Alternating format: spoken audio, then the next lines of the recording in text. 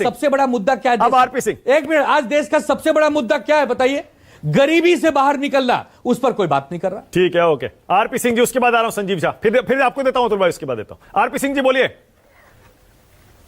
RP Singh ji. मालिक भाई, पहले तो अतुल लोंडे जी के लिए मेरा पूरा सपोर्ट है। उनके पिताजी का स्वास्थ्य जल्द ठीक हो, ऐसी मैं प्रभु से प्रार्थना करता हूं। और आप अगली बार डिबेट में आए तो उनके शुभ स्वास्थ्य की खबर लेकर आएँ, अच्छे स्वास्थ्य की खबर लेकर आएँ, ऐसी मैं प्रभु से प्रार्थना करता हूँ। परंतु मालिक भाई, आज का जो मूल प्रश्न वो समझे जिससे सारी डिबेट चली है।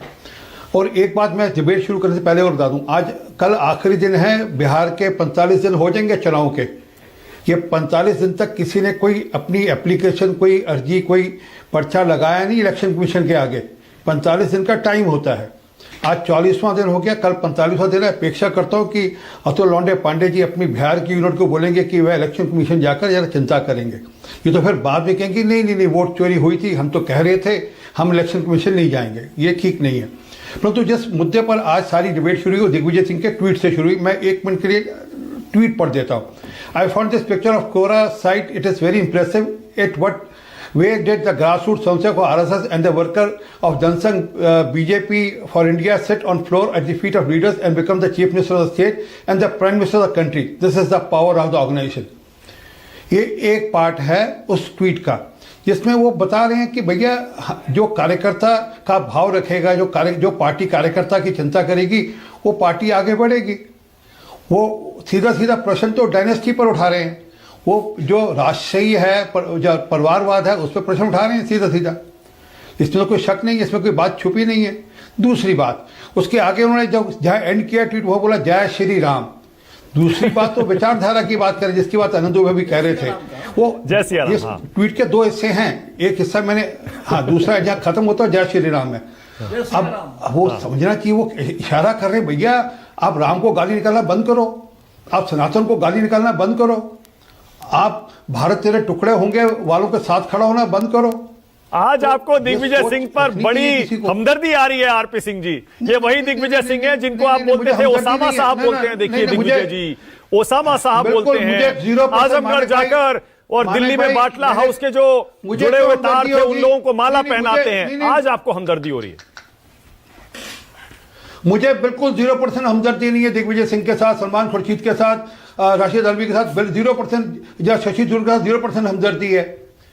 ये सिर्फ उसने अपनी पार्टी को, दिग्विजय सिंह ने अपनी पार्टी को आईना दिखाया है। वो पार्टी आईना देखना चाहे देखे, ना देखना चाहे ना देखे। नहीं तो अमर अब्दुल्ला से लेकर यूपीटी, मतलब शिवसेना, यूपीटी शिवसेना का भी आपने प्रवचन सुन लिया। और डीएमके से क्या हो रही बातचीत सबको जानकारी है।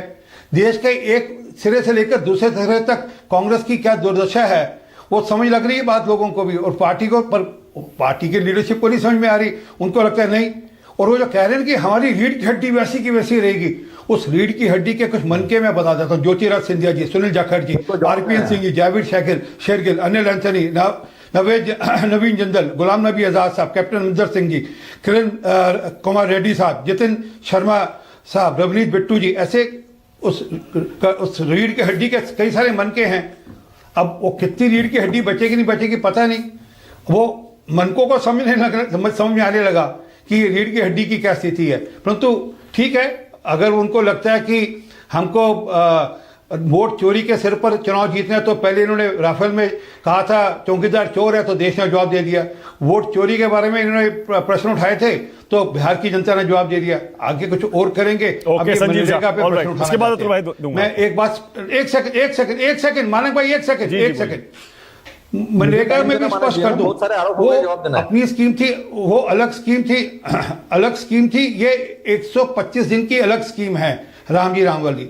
और दूसरी बात, इसमें 60 दिन का किसानों को खेती वाले जो मजदूर हैं उनके लिए अलग से लाभ मिलेगा, और 25 दिन का वनवासी वालों को अलग से लाभ मिलेगा। तो ये स्कीम ही अलग है। आपने भी स्कीम बनाई है, आपने स्कीम अनाउंस की थी, आपने नरेगा से नरेगा किया, जवाहर रोजगार योजना से नरेगा किया। आपने भी तो संजीव